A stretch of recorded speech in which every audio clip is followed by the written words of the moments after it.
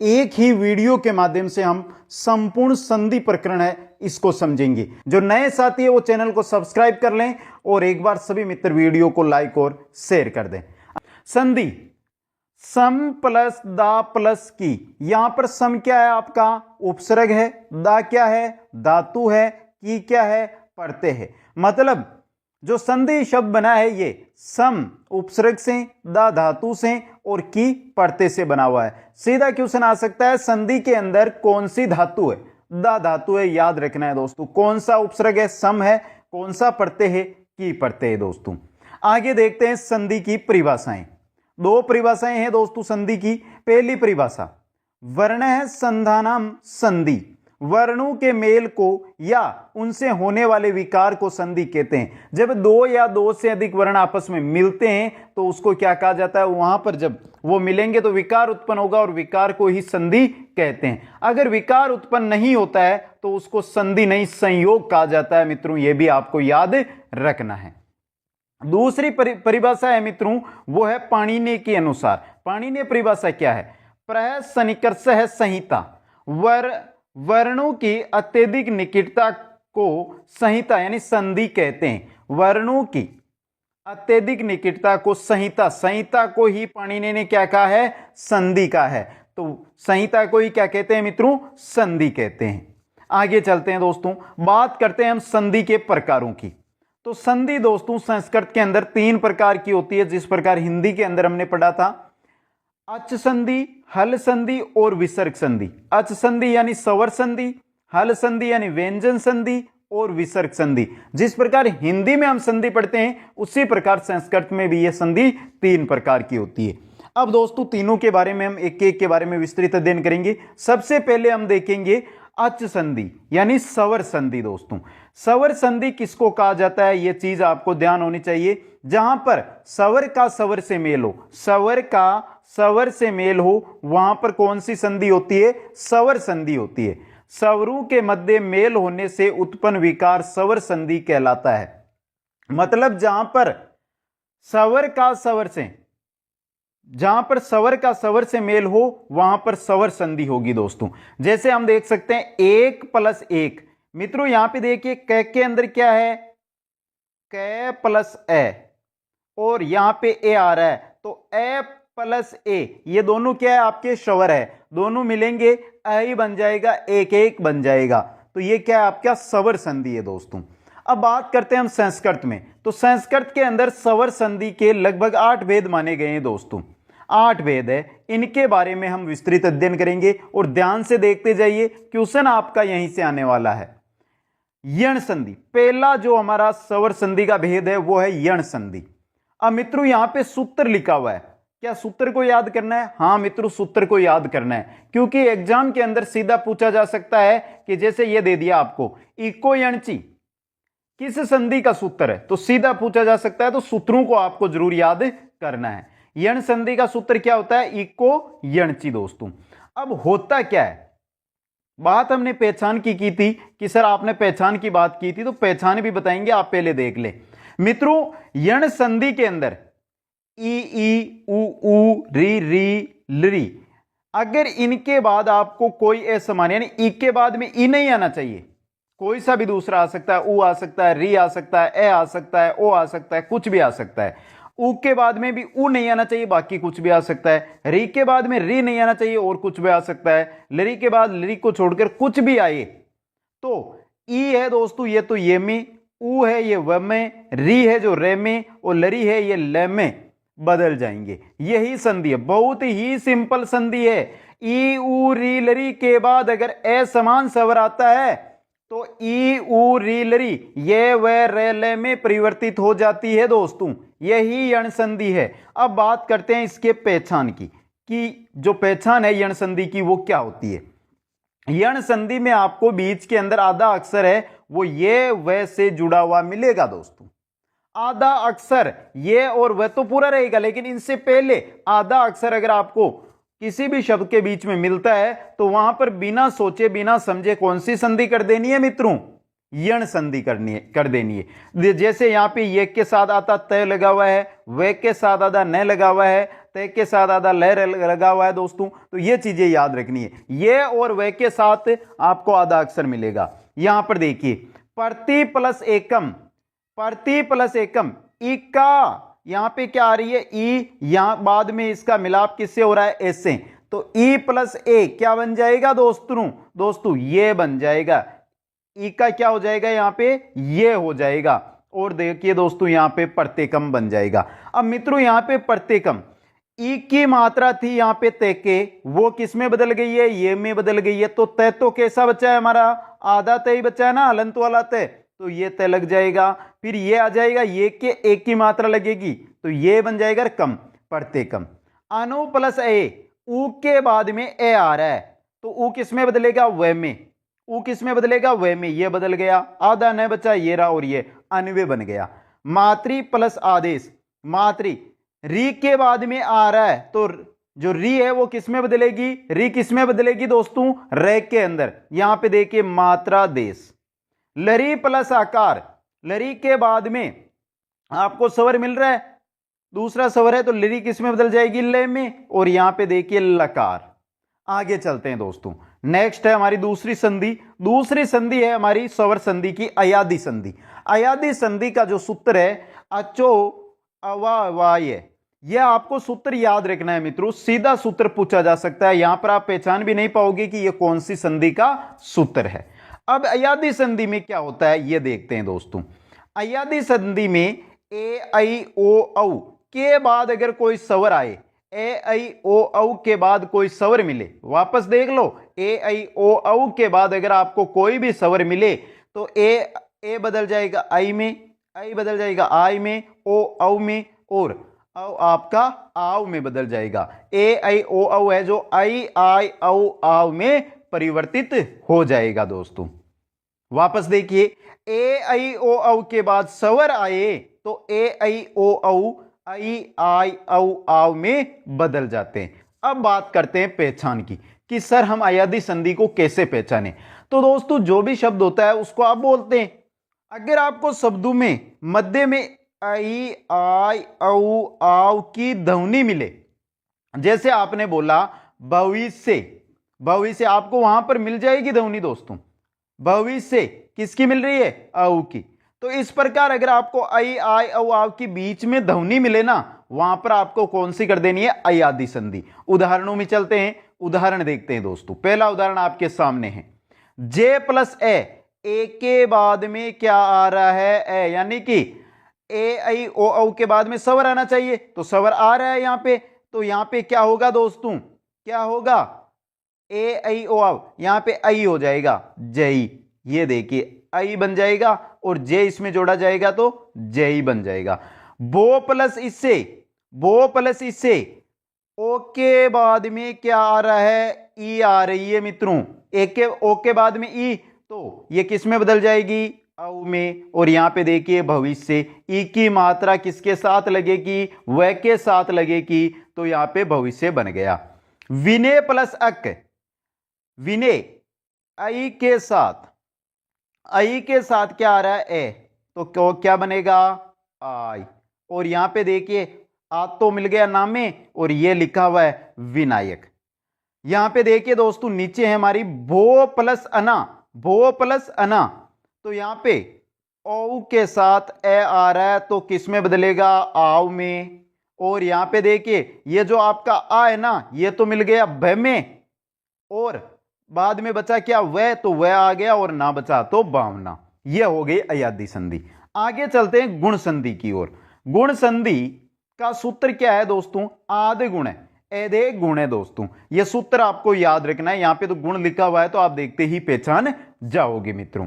यहां पे देखिए गुण संधि ए आके बाद में अगर आपको ई उ री लरी मिले, हमने पहले पढ़ा था ई उ री लरी, लेकिन यहां पर ए आके बाद में अगर आपको क्या मिले ई उ री लरी मिले, तो मित्रों आपकी ई है ये तो ए में बदल जाएगी, उ आपका ओ में बदल जाएगा, री आपका अर में बदल जाएगा, लरी आपका अल में बदल जाएगा। वापस देखिए दोस्तों ए आ के बाद में गुण संधि के अंदर ए आ के बाद में ई उ री लरी आता है तो ई उ री लरी ए ओ अर अल में बदल जाता है। अब बात करते हैं गुण संधि की पहचान की। गुण संधि की पहचान, शब्द के मध्य एक मात्रा मिलेगी आपको, शब्द के बीच के अंदर आपको एक मात्रा मिलेगी, ऊपर की ओर क्या मिलेगी, एक मात्रा। कभी ये दो मात्राएं नहीं मिलेगी, सिंगल मात्रा आपको गुण संधि में मिलती है। जैसे यहां पे देखिए, वे के देख लीजिए, गो के देख लीजिए, है के देख लीजिए, वह के देख लीजिए, एक एक मात्रा यहां पे मिल रही है मित्रों। तो देव प्लस इंदर क्या आ रहा है, एक के बाद में ई आ रहा है, तो ई किस में बदल जाएगा मित्रों, किसमें, ए में, और शब्द बन जाएगा देवेंद्र। गंगा प्लस उर्मी, आ के बाद में ऊ आ रहा है, आ के बाद में ऊ आ रहा है, तो ऊ किस में बदलेगा, ओ में, गंगोर्मी बन जाएगा। महाऋण, महा आ के बाद में री, तो री किस में बदलेगा, अर में, और मेहऋण। तवल्लिकार, तो ए के बाद में लरी, तो लरी किस में बदल जाएगा, अल में, और तवल्लकार बन जाएगा दोस्तों। तो शायद समझ में आ गई है गुण संधि, बहुत ही सिंपल है दोस्तों। आगे चलते हैं वृद्धि संधि की ओर। वृद्धि संधि क्या कहती है, सूत्र क्या है वृद्धि संधि का, वृद्धि रेची, सूत्र क्या है, वृद्धि रेची। अब देखिए दोस्तों, इसको पहचाने कैसे, ए आ के बाद में ए आई ओ औ या री आपको मिलता है, ए आ के बाद में ए आई ओ औ या री मिलता है, तो ए आई तो किस में बदल जाएगा, आई में, ओ औ में, और री आर में बदल जाएगी। यहां पे वर्दी हो रही है, वर्दी मतलब दो मात्राएं, एक तो ये छोटी वाली, एक बड़ी वाली, तो बड़ी वाली आ रही है। यहां पर भी दो मात्राएं, बड़ी वाली आ रही है दोस्तों, तो क्या हो रही है, वर्दी हो रही है। अब इसको पहचान कैसे करें, बात आती है पहचान की, कि वर्दी संधि की हम पहचान कैसे करें।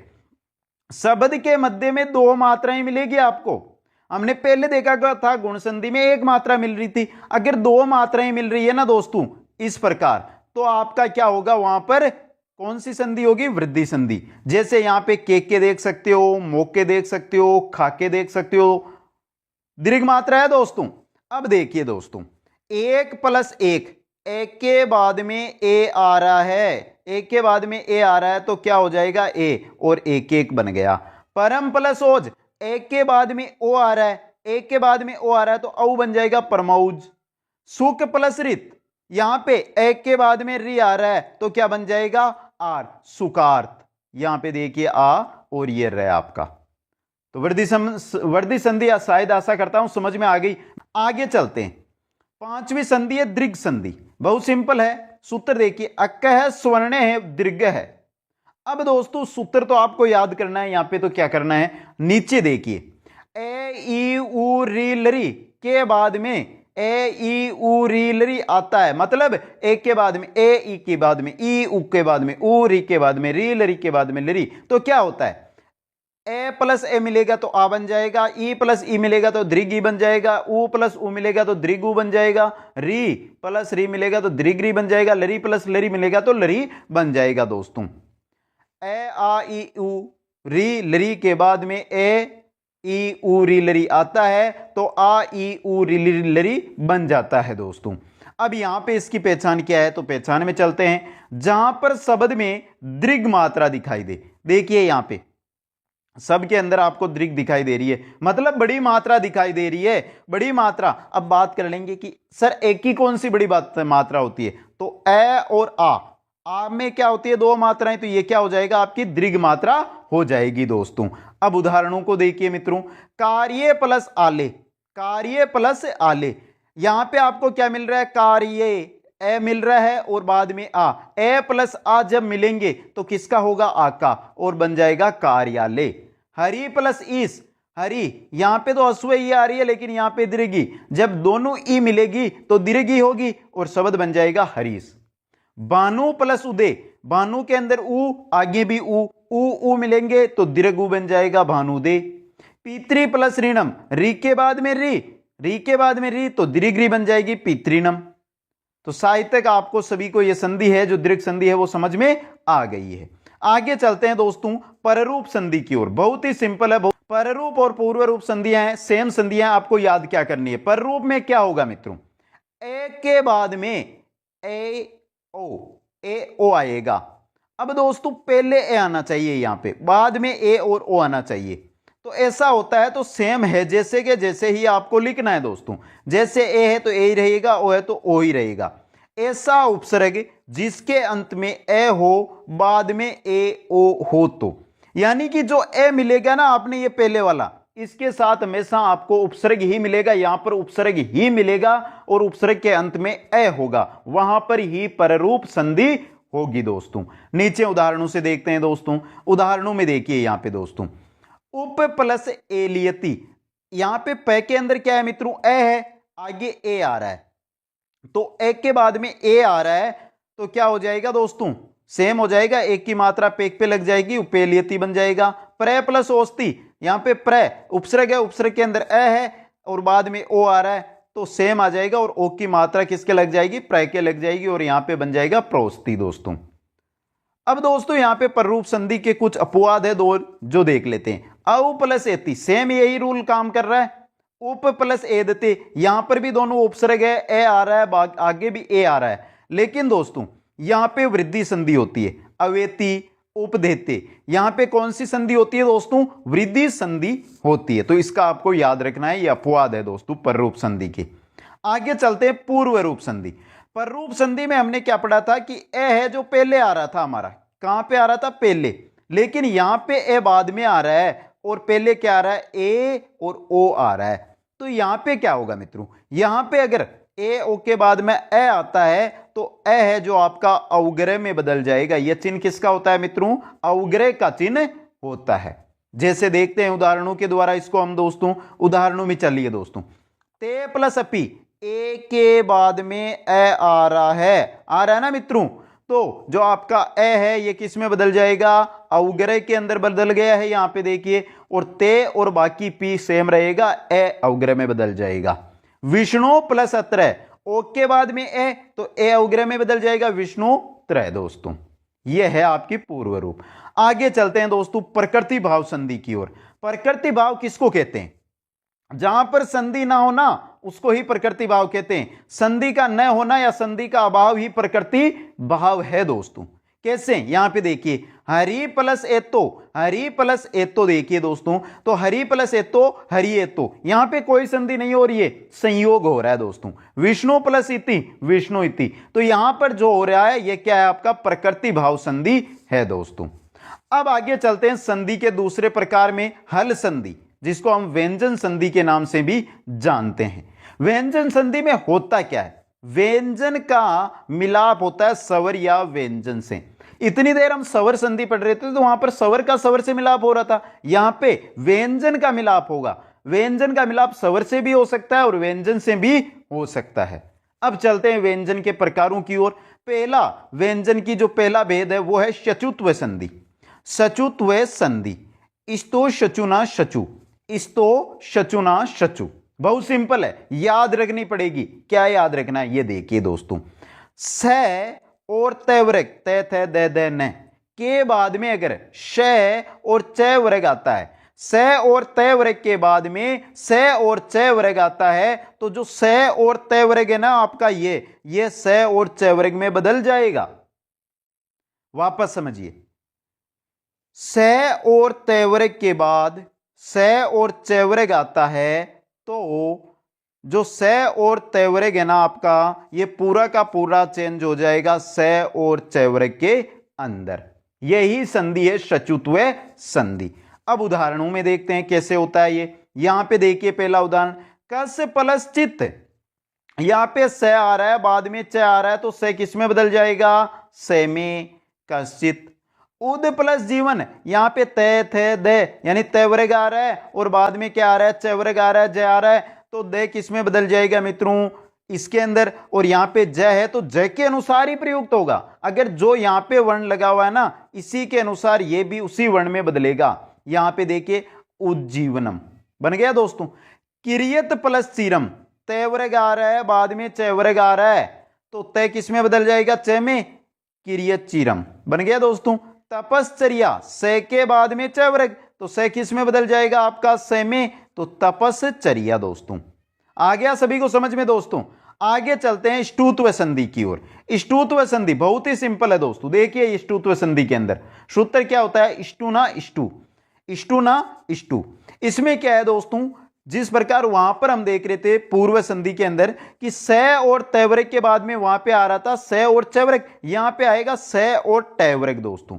तो स और तैवरक के बाद में श और टैवरक आता है तो आपका स और तैवरक है ये किस में बदल जाएगा, स और टैवरक में बदल जाएगा दोस्तों। अब उदाहरणों से समझते हैं इसको कैसे होता है दोस्तों। तो पहला उदाहरण आपके सामने है, उद प्लस डिन। द आ रहा है तो द किसका है, तय का ही है, तैवरक का ही है। आगे क्या आ रहा है, डिन, डी, तो ड किसका आ रहा है, ये टैवरक का आ रहा है। तो द किस में बदल जाएगा, टैवरक के अनुसार बदलेगा, तो ड में बदल जाएगा उड्डीन। रास प्लस त्रिम, रास प्लस त्रिम इंपॉर्टेंट उदाहरण है ये मित्रों इस बार के लिए। रास प्लस त्रिम के लिए देखिए मित्रों, यहां पर देखिए से के बाद में त आ रहा है, त्रिम के अंदर क्या है, त है, तो से के बाद में क्या आ रहा है, त आ रहा है दोस्तों। इंपॉर्टेंट है और दोस्तों इसको समझने का प्रयास कीजिएगा। यहां पे दोस्तों यहां पे देखिए स है ना यहां पे मित्रों, तो यहां पे स आ गया है और यहां पे त आ रहा है तो यहां पे त है, उल्टा मिलाप हो रहा है यहां पे मित्रों। तो जो आपका रास है ये त है ना, ये किस में बदल जाएगा, त बदल जाएगा टैवरक में। यहां पे देखिए राष्ट्रम बन जाता है।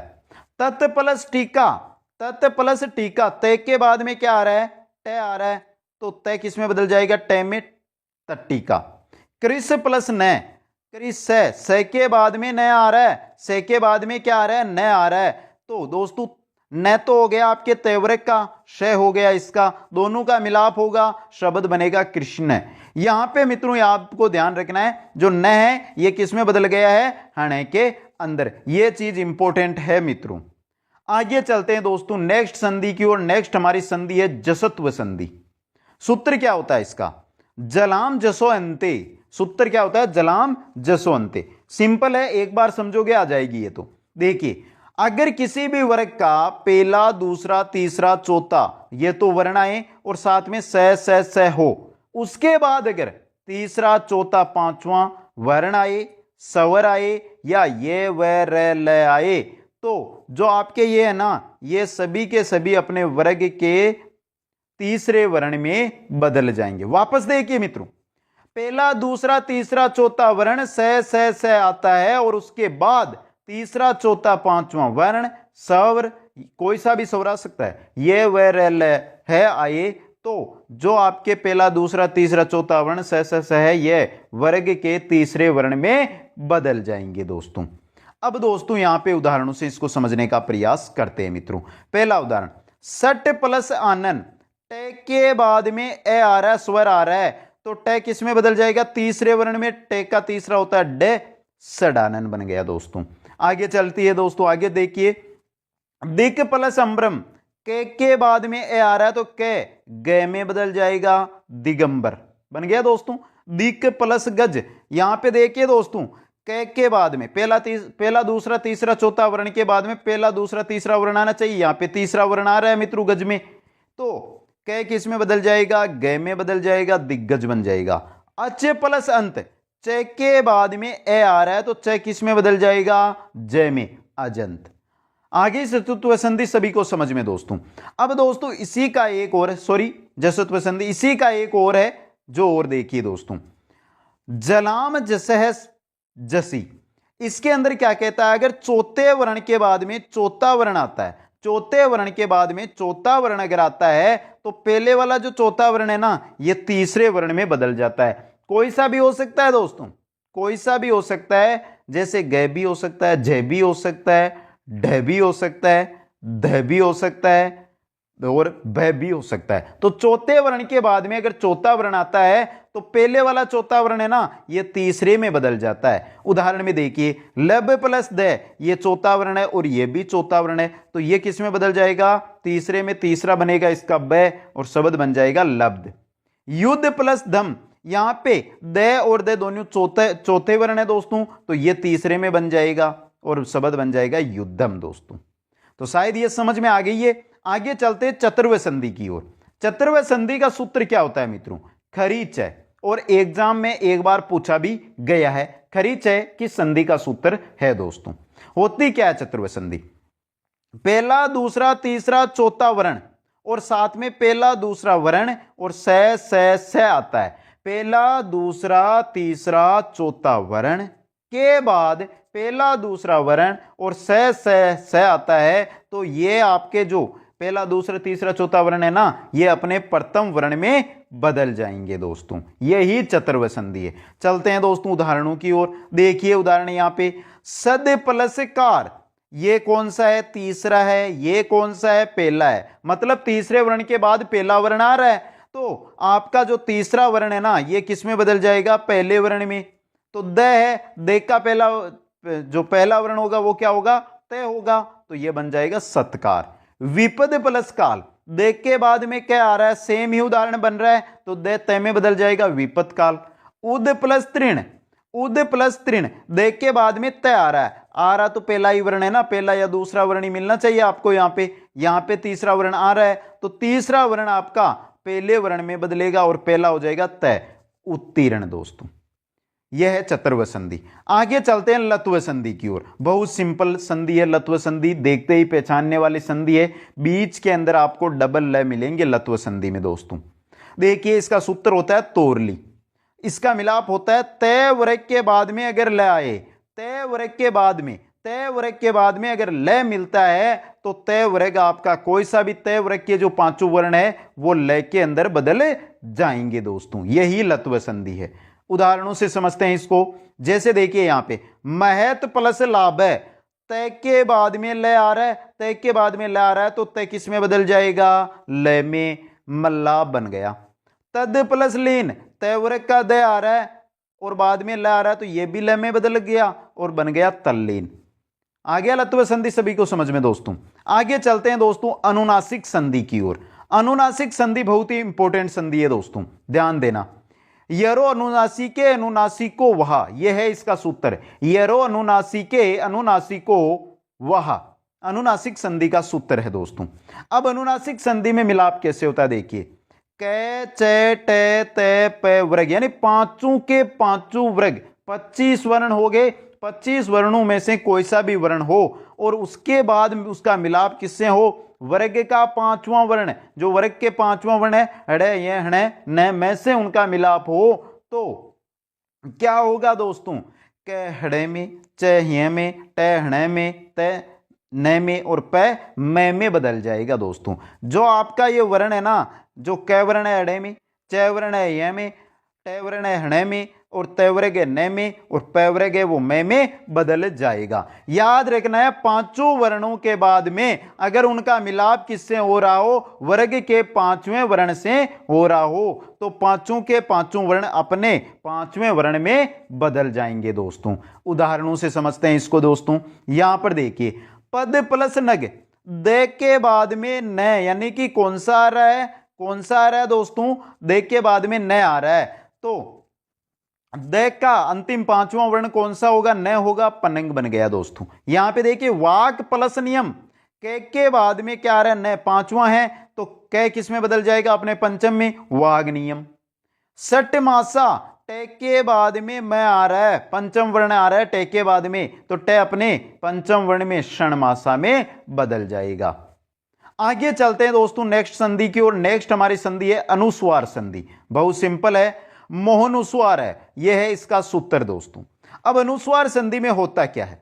मैं के बाद में अगर कोई भी व्यंजन हो, मैं के बाद में अगर कोई भी व्यंजन हो, तो मैं है आपका वो अनुस्वार में बदल जाएगा। मैं के बाद कोई व्यंजन हो तो मैं आपका अनुस्वार में बदल जाता है और यही अनुस्वार संधि होती है दोस्तों। देखिए यहां पे देखिए हरिम प्लस वंदे, ये व्यंजन आ रहा है, यहां पे मैं आ रहा है, तो मैं के बाद में व्यंजन, तो मैं किस में बदल जाएगा? अनुस्वार में, हरिम वंदे। ये देखिए यहां पे अनुस्वार लगा हुआ। पापम शांतम, पापम मैं के बाद में स, मैं के बाद में व्यंजन आ रहा है, तो आपका मैं किस में बदल जाएगा? अनुस्वार में। और यहां पे देखिए पापम शांतम, ये अनुस्वार लगा हुआ, तो ये है हमारी अनुस्वार संधि दोस्तों। अब आगे चलते हैं नेक्स्ट संधि की ओर। नेक्स्ट संधि हमारी अनुस्वार पर स्वर्ण संधि। अनुस्वार पर स्वर्ण संधि दोस्तों, अनुस्वार से यही पर स्वर्ण है, यह है अनुस्वार संधि का सूत्र। इसमें होता क्या है देखिए मित्रों, होता क्या है यहां पे देखिए दोस्तों, ध्यान से समझना दोस्तों, बहुत इंपॉर्टेंट संधि है दोस्तों ये। यहां पर देखिए अनुस्वार के बाद में, अनुस्वार के बाद में अगर ये प्रत्याहार, ये प्रत्याहार के अंदर कौन से वर्ण आते हैं दोस्तों, सभी, अगर आप उष्म जो व्यंजन है उनको छोड़ दें तो बाकी जो भी व्यंजन है ना हमारे मित्रों 29 व्यंजन, वो ये प्रत्याहार के अंदर आते हैं। तो उष्म व्यंजनों को छोड़कर कोई सा भी व्यंजन आए अगर आपके अनुस्वार के बाद में, तो आपका जो अनुस्वार है ना मित्रों, वो जो आपको यहां पर प्रत्याहार होगा ना, इसके पंचम वर्ण में बदल जाएगा। किसमें? इसके पंचम वर्ण में बदल जाएगा मित्रों। देखिए उदाहरण के द्वारा इसको समझने का प्रयास कीजिए। स के साथ ऊपर लगा हुआ है आपके अनुस्वार, आगे आ रहा है जय। अब यहां पे देखिए दोस्तों, अनुस्वार के बाद में आपके आ रहा है जय, मतलब ये प्रत्याहार यानी उष्म व्यंजनों को छोड़कर है ये व्यंजन। तो आपका जो अनुस्वार है वो जय के अनुसार बदलेगा। तो जय का पंचम वर्ण कौन सा होता है? ये संजय बन गया दोस्तों। कुम प्लस ठीक है, यहां पर भी आपको ऊपर अनुस्वार दिखाई दे रहा है और ठीक है, ठी आ रहा है। ठीक है आपका मित्रों व्यंजन है, यही है प्रत्याहार का व्यंजन वर्ण है दोस्तों। तो ये व्यंजन आपके ठे के अनुसार बदलेगा और ठे का पंचम वर्ण होता है हण, तो कुंठित बन जाएगा दोस्तों। समझ में आ गई सभी को दोस्तों? आगे चलते हैं दोस्तों नेक्स्ट संधि की ओर। नेक्स्ट हमारी संधि है छत्व संधि। बहुत सिंपल संधि है, समझते ही आ जाएगी। ससोच्छष्टि, यह आपको सूत्र याद रखना है। अब देखते हैं छत्व संधि कैसे बनती है। पहला दूसरा तीसरा चौथा वर्ण, पहला दूसरा क च ट त प वर्ग है, उनके पहले दूसरे तीसरे चौथे वर्ण के बाद में अगर स आता है, पहले दूसरे तीसरे चौथे वर्ण के बाद में अगर स आता है तो आपका जो वर्ण है ना, पहला दूसरा तीसरा चौथा वर्ण, ये तो किस में बदल जाएंगे मित्रों? ये तो च वर्ग में बदल जाएंगे और स है आपका ये छ में बदल जाएगा, ये छ वर्ग में और ये छ वर्ग में। अब देखिए उदाहरणों से इसको समझने का प्रयास करते हैं। देखिए सत्य प्लस शास्त्रम, तय के बाद में स आ रहा है तो तय तो बदल जाएगा आपका च में, स बदल जाएगा आपका छ में। सच्छात्रम, उत प्लस राय, उत प्लस स आ रहा है ना मित्रों, तो तय तो बदल जाएगा च में, स बदल जाएगा छ में, उच्छ्राय बन जाएगा। दावन सस्क है, न आ रहा है, न के बाद में स आ रहा है, न किस में बदलेगा? च में, स किस में बदलेगा? छ में, तो बन जाएगा दाउच्छक है दोस्तों, दाउच्छक है। समझ में आ गया दोस्तों? अब आगे चलते हैं नेक्स्ट संधि की ओर। नेक्स्ट संधि हमारी तुगागम संधि। तुगागम संधि बहुत सिंपल संधि है दोस्तों। देखिए ह्रस्व स्वर, स्वर होना चाहिए, दीर्घ नहीं होना चाहिए, ह्रस्व स्वर होना चाहिए और उसके साथ क्या आए, अगर उसका मिलाप छ से हो तो इन दोनों के बीच में आगम होगा तय का, और जब संधि होगी तो तय बदल जाएगा च के अंदर दोस्तों। तो तय का आगम लेकिन बदलेगा किसमें? ये तय च के अंदर बदलेगा। ह्रस्व स्वर के बाद में छ आता है तो आगम होता है तय का और तय संधि होने पर च में बदल जाता है। परी प्लस छेद, परी यहां पे ई आ रही है आपकी जो ह्रस्व है, बाद में क्या आ रहा है? छ आ रहा है, तो आगम किसका होगा? तय का होगा, लेकिन तय बदल जाता है च में और बन जाएगा परिच्छेद। इसी प्रकार दूसरा उदाहरण है दोस्तों हमारा एक प्लस छत्रम, के अंदर क्या है? ए है, एक के बाद में छ आ रहा है, आगम होगा तय का, लेकिन तय किस में बदलेगा? च के अंदर, एक छत्रम बन जाएगा दोस्तों। यह है तुकागम यानी आगम हो रहा है यहां पे दोस्तों। आगे चलते हैं व्यंजन संधि की अंतिम संधि की ओर। अंतिम संधि है पूर्व स्वर्ण संधि। यह क्या कहती है दोस्तों?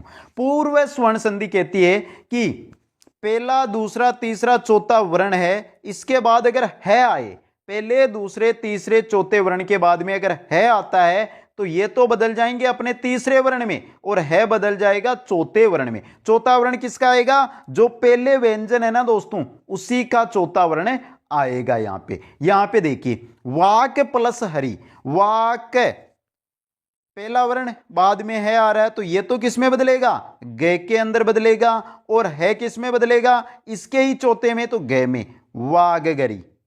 अच प्लस इनम, च के बाद में ए आ रहा है तो च तो बदल जाएगा जय में और है बदल जाएगा जय में, अजीनम बन गया दोस्तों।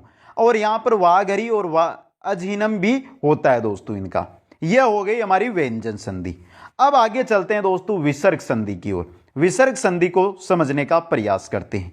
विसर्ग संधि में दोस्तों विसर्ग संधि का व्यंजन या स्वरू से विसर्ग का जो हमारी विसर्ग संधि है इसमें विसर्ग का व्यंजन या स्वर से क्या होता है, मिलाप होता है दोस्तों। तो चलते हैं विसर्ग संधि में। विसर्ग संधि में पहली संधि है हमारी वो है शत्व संधि। शत्व संधि को हम 6 नियमों से यहां पर समझने वाले हैं। पहला नियम आपकी स्क्रीन पे ए नियम दोस्तों, अगर विसर्ग के बाद में च या छ आए तो स हो जाता है। अगर विसर्ग के बाद में ट या ठ आए तो स हो जाता है। अगर विसर्ग के बाद में त या थ आए तो स हो जाए। मतलब क्या अंश है, क वर्ग को छोड़ दो, बाकी च ट त च ट त 3 वर्ग के पहले दूसरे वर्ण आ रहे हैं तो स तीनों स लाइन से हो रहे हैं। यहां पर भी तीनों जो आपके वर्ग आ रहे हैं लाइन से आ रहे हैं दोस्तों, ये याद रखना है। अब ये स होगा किसका, तो ये विसर्ग का बनेगा दोस्तों। स किसका बनेगा, विसर्ग का स बनेगा।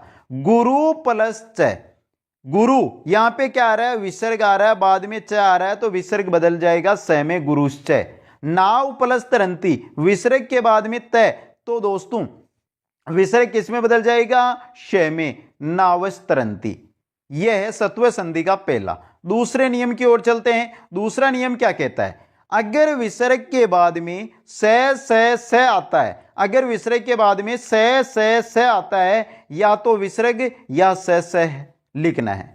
विसर्ग के बाद में अगर आपको तीनों से मिलते हैं तो आप से भी लगा सकते हो या विसर्ग भी लिख सकते हो। देखें दुहु प्लस सासम, यहां पे दोस्तों आप विसर्ग की जगह विसर्ग भी लिख सकते हो, और अगर विसर्ग नहीं लिखना चाहते हैं तो जो यहां पे से आया ना इसका ही आधा से यहां पर लिखना है, दूसरा से है। आ गया समझ में बी नियम। अब चलते हैं सी नियम की ओर। सी नियम क्या है दोस्तों, क वर्ग के विसर्ग के बाद में क ख प फ, विसर्ग के बाद में क ख प फ आता है तो विसर्ग या तो विसर्ग रहेगा या उपधमानियम बन जाएगा। कैसे दोस्तों, क प्लस करोती, क के बाद में क ख प फ आना चाहिए विसर्ग के बाद में, तो विसर्ग के बाद में क आ रहा है तो क्या होगा, या तो उपधमानियम यानी क करोती बन जाएगा या विसर्ग का विसर्ग क करोती ही रहेगा। गुरु प्लस पाठयति, यहां पे विसर्ग है दोस्तों, विसर्ग हट गया तो गुरु प्लस पाठयति, यहां पे विसर्ग के बाद में पा आ रहा है, विसर्ग के बाद में प आ रहा है तो या तो उपधमानियन बन जाएगा यानी कि क्या बन जाएगा, आपका विसर्ग हट जाएगा और सेम शब्द लिखा जाएगा। बाकी अगर आप विसर्ग का प्रयोग करते हो तो गुरु पाठयति भी इसका बन सकता है दोस्तों। आगे चलते हैं दोस्तों डी नियम की ओर। डी नियम क्या कहता है दोस्तों, दू नी आवी बही, ये कुछ शब्द दिए गए हैं यहाँ पे, दू नी आवी बही के बाद अगर आपको क ख प फ मिलता है, दू नी आवी बही के बाद में क ख प फ मिलता है तो आपका जो विसर्ग हो ना उसके स्थान पर स हो जाएगा। कैसे दोस्तों, देखिए नी आ रहा है ये नीरा, आगे आ रहा है प, पाप यानी प आ रहा है तो विसर्ग किसमें बदल जाएगा, स में निष्पाप। दू आ रहा है ये रा दू, दू प्लस कार्यम क आ रहा है तो विसर्ग बदल जाएगा स में और दुष्कार्यम बन जाएगा दोस्तों। आगे चलते हैं नेक्स्ट नियम की ओर। नेक्स्ट नियम है दोस्तों हमारा, नेक्स्ट नियम है कि अगर विसर्ग के बाद में पास कल्प क काम्य ये चीजें मिलती है ना अगर आपको, तो क्या होगा, जो विसर्ग है ना वो आपका किस में बदल जाएगा, स में बदल जाएगा। और ये ई नियम है, ई का ही एप नियम है दोस्तों। विसर्ग के बाद में क और क हमने यहाँ पे देख लिया है तो विसर्ग की जगह स हो जाता है। तो पांचवां और छठवां नियम एक साथ समझ लें। यहां पर देखिए दोस्तों विसर्ग के बाद में क्या आ रहा है, पास कल्प क और काम्य, तो विसर्ग किस में बदल रहा है, स में बदल रहा है। देखिए यशः प्लस पासम, विसर्ग के बाद में प आ रहा है तो विसर्ग बदल जाएगा स में, और यहां पे देखिए यशस पासम। मनः प्लस क, मनः प्लस क यानी कि विसर्ग के बाद में यहां पे विसर्ग है, विसर्ग के बाद में क आ रहा है तो विसर्ग बदल जाएगा स में मनस्क। यही हमारा एप नियम है दोस्तों। जैसे हम नमस्कार को नमः प्लस कार है, यहां पे क्या आ रहा है, यहां पे पहले विसर्ग आ रहा है तो विसर्ग बदल जाएगा आपका स में नमस्कार है बन गया दोस्तों। अब आगे चलते हैं विसर्ग संधि की दूसरी संधि में उत्व संधि की ओर। उत्व संधि क्या कहती है दोस्तों, समझने का प्रयास कीजिए। उत्व संधि का पहला भाग है जिसके अंदर देखिए, अगर से और से भी हो सकता है और ए के साथ विसर्ग भी हो सकता है, उनका मिलाप ऐसे हो तो क्या होगा दोस्तों, जो आपका विसर्ग है, जो आपका स है, ये तो किस में बदल जाएंगे, ओ में, और ए है ये बन जाएगा आपका अवगर है दोस्तों। जैसे देखिए क प्लस अपी, क के बाद में यानी कि एक के बाद में विसर्ग है, बाद में ए आ रहा है, तो ये विसर्ग तो बन जाएगा ओ की मात्रा में, ए बन जाएगा आपका अवगरे में, और पी का पी कोपी बन गया। सिवस प्लस अचरिये, से आ रहा है मित्रों यहां पे, तो से तो किस में बदल जाएगा, से के बाद में ए आ रहा है तो से तो बदल जाएगा आपका ओ में, ए बदल जाएगा अवगरे में, सिवोस चरिये दोस्तों बन गया दोस्तों उत्व संधि का पहला। अब दोस्तों यहां पर नोट लगाकर कुछ लिखा गया, जिस चीज को भी आप नोट कीजिएगा। प्रातः है, पुनः है, अंत है, स्व है, ये जो अव्यय है ना, इनमें उत्व संधि नहीं होती है। जैसे पुनः प्लस अवलोकन, न के बाद में यहां पे क्या आ रहा है, अवलोकन, यानी एक के बाद में विसर्ग है और बाद में ए आ रहा है, लेकिन यहां पर दोस्तों आप देखिए रे का आगम होगा, पुनरावलोकन, विसर्ग की जगह क्या होगा, रे का आगम होगा, जो हम आगे नियम में पढ़ेंगे दोस्तों। तो प्रातः, पुनः, अंतः, स्व, इन अवयवों के साथ उत्व संधि नहीं होती है दोस्तों। आगे चलते हैं दोस्तों उसके उत्व संधि के दूसरे नियम की ओर। दूसरा नियम क्या कहता है कि ए विसर्ग और से वही चीज है जो पहले हमने पहले नियम में पढ़ी है, उसके साथ अगर तीसरा, चौथा, पांचवा है, ये वे रे ले वर्ण आते हैं, तीसरा, चौथा, पांचवा वर्ण ये वे रे ले है, ये अगर वर्ण वहां पर आते हैं तो जो आपका विसर्ग है उसके स्थान पर ओ हो जाएगा, विसर्ग हो या स हो उसके स्थान पर क्या हो जाएगा, ओ हो जाएगा दोस्तों। देखिए मन है प्लस भावना, एक के बाद में विसर्ग लगा हुआ है, आगे क्या आ रहा है, भावना, ब चौथा वर्ण है दोस्तों, तो चौथा वर्ण यहां पे दिया हुआ है हमें, तो क्या हो जाएगा विसर्ग का ओ, मनो, ओ भावना। यशस प्लस वर्धनम, से के बाद में वह आ रहा है, यहां पे वह हमारे दिया हुआ है, तो से किस में बदल जाएगा हमारा, ओ में, यशो वर्धनम। यह है उत्व संधि का दूसरा नियम। अब चलते हैं तीसरी संधि की ओर, विसर्ग संधि। तीसरी संधि है हमारी ऋत्व संधि। ऋत्व संधि क्या कहती है दोस्तों, ए आ को छोड़कर कोई सा भी स्वर अगर आता है और उसके साथ क्या लगा हो, विसर्ग लगा हो या फिर स हो, सभी स्वर, तीसरा, चौथा, पांचवा वर्ण ये वे रे ले हो, तो आपका जो विसर्ग और स है ये किस में बदल जाएगा, रे में बदल जाएगा मित्रों। किस में बदल जाएगा, रे में बदल जाएगा। समझिए इसको, गुरु प्लस ब्रह्मा, यहां पे देखिए गुरु, रू यहां पे उ आ रहा है, उ के बाद में विसर्ग यानी ए आ को छोड़कर आ रहा है मित्रों, यहां पे उ के बाद में विसर्ग आ रहा है और बाद में क्या आ रहा है, ब आ रहा है। ब कौन सा है, तीसरा वर्ण है, तो आपका विसर्ग किस में बदल जाएगा, रे में। गुरुर ब्रह्मा, यहां पे देखिए यह लगा हुआ, गुरुर ब्रह्मा। गुरु प्लस विष्णु, गुरु प्लस विष्णु, सेम शब्द बन रहा है, वही आ रहा है, यहां पे वह आ रहा है तो ये रहा वह है, विष्णु में वह आ रहा है तो ये रहा वह है, गुरुर विष्णु। ये है हमारी ऋत्व संधि। ऋत्व संधि में रे का विसर्ग और स की जगह क्या होगा, रे लग जाएगा। आगे चलते हैं यलोप संधि के अंदर। यलोप संधि, नाम ये हटाओ, लोप हो रहा है, किसका लोप होगा वो देखेंगे। आ के बाद में अगर विसर्ग हो और बाद में उसका मिलाप हो पहले दूसरे वर्ण से को छोड़कर कोई सा, पहला दूसरा और से को छोड़कर कोई भी वर्ण हो, पहला दूसरा वर्ण नहीं होना चाहिए और से तीनों से नहीं होने चाहिए, इनको छोड़कर कोई सा भी वर्ण आता है तो वहां पर आपके जो विसर्ग है इसका क्या हो जाएगा, लोप हो जाएगा। इसका ये एक और है दोस्तों, ए प्लस एक को छोड़कर स्वर, एक के बाद में विसर्ग है और एक को छोड़कर कोई सा भी स्वर आता है तो भी विसर्ग का क्या हो जाता है, लोप हो जाता है। यहां पे देखिए अतः प्लस एव, तय यानी एक के बाद में विसर्ग है, वापस क्या आ रहा है, ए आ रहा है, तो यहां पे विसर्ग का क्या हो जाएगा, लोप, और शब्द बन जाएगा अतएव। छात्रा प्लस वदंती, छात्रा प्लस वदंती यानी कि वह यहां पे जो आ रहा है आपका आ के बाद में तो विसर्ग है और जो वह आ रहा है ये पहले दूसरे और से को छोड़कर आ रहा है वर्ण, तो छात्रा वदंती बन जाएगा सेम और विसर्ग का लोप हो जाएगा दोस्तों। अब आगे चलते हैं पांचवी संधि में।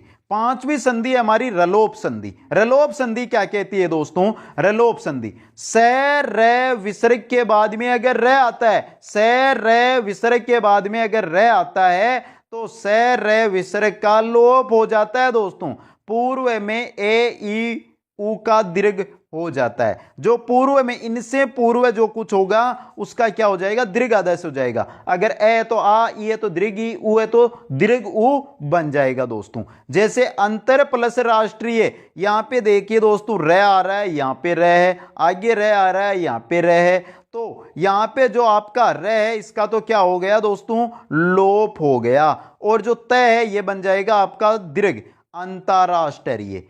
पुनर प्लस रम्य, यहां पे र आ रहा है ना मित्रों, यहां पर भी र आ रहा है तो इस र का तो लोप हो गया।